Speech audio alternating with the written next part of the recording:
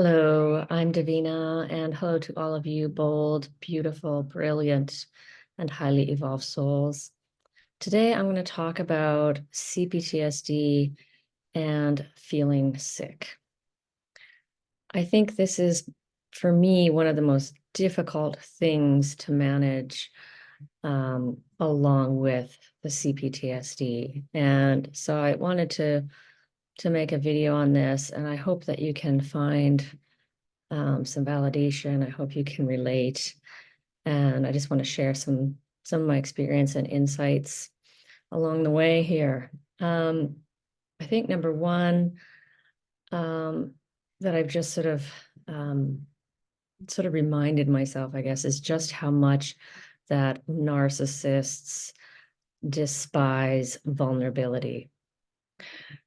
So yeah, first I'm going to talk a little bit about narcissists and how this relates to what you're feeling when you're feeling sick, and some things that yeah, just going to share some of the things that I've learned. So yeah, narcissists, when they see someone who is crying or maybe looks a bit weak, to them weak, or is just in a vulnerable place, this brings out can bring out a lot of things for a narcissist, because what they see is a mirror, and they don't like what they see. What they're seeing is their own vulnerability, and they absolutely despise and loathe their vulnerability, their humanness. Any weakness or shortcoming, brings up that shame. And so seeing someone, for example, a child, if your parent sees you when you are, when you have a cold or a flu or whatever you have, even seasonal allergies, they can react. And here's some of the different ways that they can react. A very common one is just anger and rage. And this seems absolutely ludicrous, right? To be reacting to someone who is suffering with anger and rage. But this is something that they do. Again, it's that shame rage that comes up. So it's a mix of like a contempt and a rage, like, how dare you? Like, you're showing me, it's maybe like, yeah, like you're showing me my own weakness. And so I'm hating on you, because really they're hating on themselves. They're hating what they see in themselves. And my ex-husband did this. I couldn't not fathom it at the time, why he would get, like, I'd be crying and he'd get angry, and I'd be like, why is he getting angry? And yet something like, it was very familiar. So I don't have memories of it in my childhood, but I'm sure that my mother would have done the same thing. Also, when I was in early menopause, same thing. My ex-husband would react with anger. He would like start ranting about doctors and stuff, and I'm just like, what? It seemed familiar, and yet just could not understand his reaction at that time. They will also dismiss, invalidate, deny your feelings completely. My mother has done this. My ex-husband did this again when I was in that early menopause, and I would say, I feel tired. He would say, you're not tired. Like, he would literally try to control what I was feeling. And again, it left me feeling very confused at that time when he was saying, you're not tired. And I started feeling like I must be weak. I must be inadequate. There must be something really wrong with me. I shouldn't be feeling tired. And this is what they try to do, is they try to mess up your mind so that you think that you are subhuman, that you are some below human standard of adequacy, that if you get if you have some sort of physical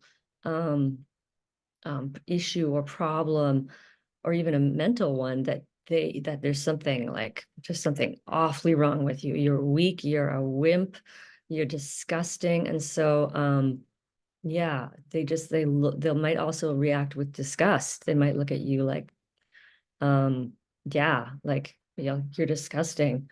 They might react as if you're a burden, like you're a burden to them.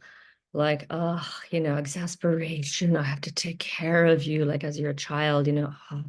And it might show just in their body language or, roll of the eyes or just, like, oh, I can't be bothered to take care of my sick child.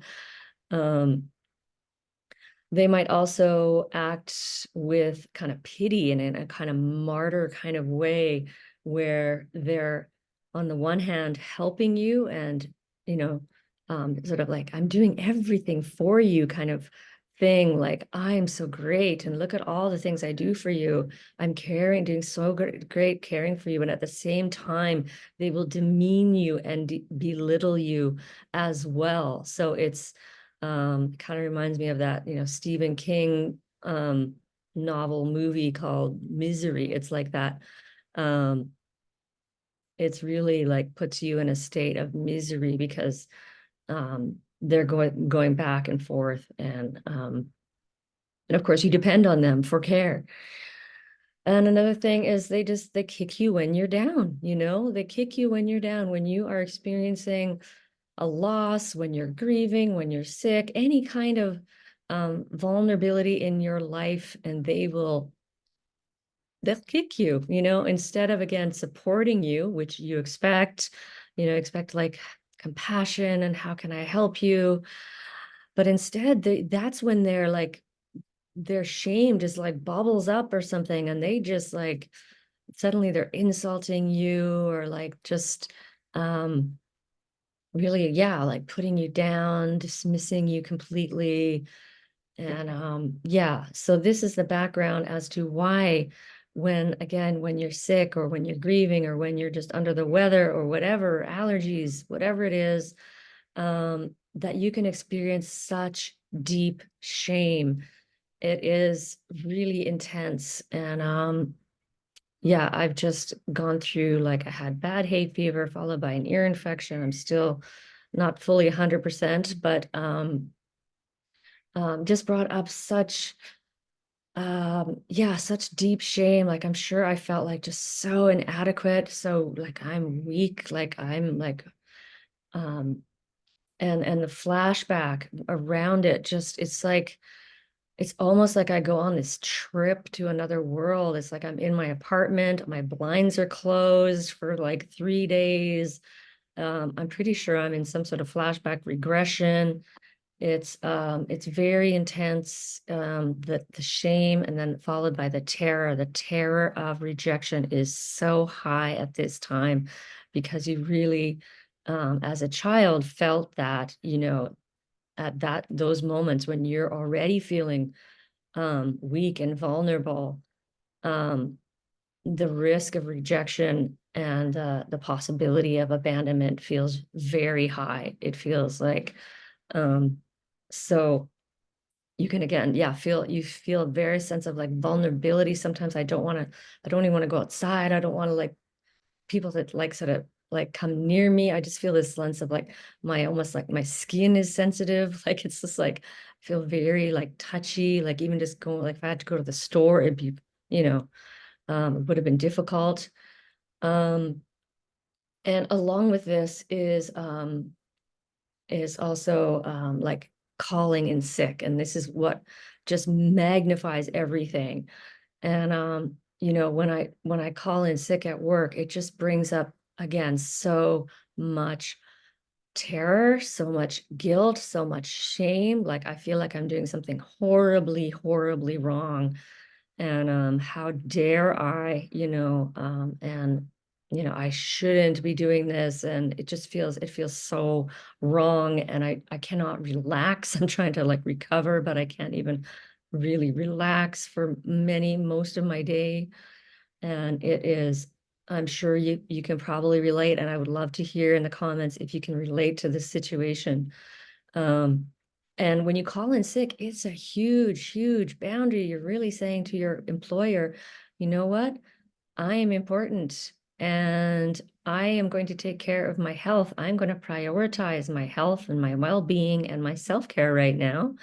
And I know it's going to inconvenience you, and you might feel annoyed and you might feel disappointed, but I'm going to take the sick days that I need to get better.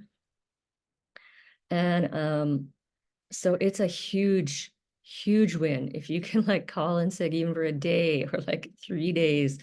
You are going against such strong conditioning, that desire to fawn and that desire to people please is becomes very, very, like as I said, like magnified. Like I feel like I took today off, it's Monday, and like I had a very strong sense of like I should go back to work on Monday, crap. Sorry, I just had a phone call. Um, yeah, so that people pleasing and that fawn response can just get really intense. And so you like, I've had fawning thoughts in my head, like just like I'm over explaining my situation to my employer, all this like fantasy conversations in my mind. And I just go over it and try to justify why I'm taking the days off. And it's okay to take the days off. And I explain it to myself again and again. And it has been torturous. It's absolutely torturous to be in that flashback of feeling like you're just shameful, like you're just like a piece of dirt because you're not feeling well, because you're just like a human, right? um and so that people pleaser can just feel like overwhelming.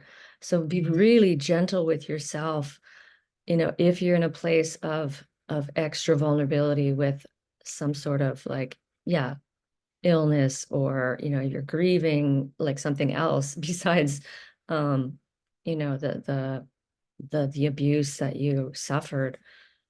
um and another really difficult thing about it is the mix of the physical, like if you're having like I have an ear infection and there's some physical symptoms, and then there's also the symptoms of the flashback itself, and they can intermingle, and it can be difficult to tell like what is what.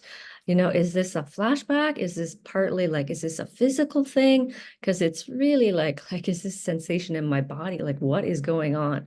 So it can be very just overwhelming and confusing, and it can be a really dark place. um, and so just try to care for yourself as best you can. Just stick to the basics, make sure you're just taking care of you, and just remind yourself, like every now and then I could kind of come out of that, like sort of pull myself down to the earth, and just remind myself, no, this is a fawn response. I'm not feeling well. I have the right to take a day off, take as many days off as I need. I am worthy. I'm important. I am precious. And, my health matters. My needs matter. So try to, if you have a mantra that you can say to yourself to just sort of ground yourself a little bit. And lastly is something I've discovered, and that is that often I don't know what it is, about something about congestion, or even like my ear thing has brought up grief, and I'm not exactly sure how that's all connected. Um, but there was also a couple of years ago when I had two colds, like almost back to back, and I was just going through so much grief. It was like every time I cried and blew my nose, it was like I was like the snot was like the grief, like I was blowing it out, all this phlegm and like, but like, yeah, there's some connection there. So allow yourself to grieve in this period, like whatever comes up, just like hard, like I was grieving hard, like so painful, like just, um, it can be just indescribably painful, insanely painful. I was just crying about like how hard it is, and like just how alone I felt, and just like everything, like just this is insanely hard. And I think my other insight, which is kind of a tangent, but like if you've been doing this a while, it's like, is the marathon done yet? Like, I mean, like I'm getting tired. So just cry that out. And, I found that the exhaustion that came along with all this was also, I think, again, partly flashback. Again, it's confusing because the exhaustion can be partly flashback, partly actually just, a sensation in your body that you can actually cry and grieve out, and then partly, actually physical. So it is, what can I say? It's a mangly mess.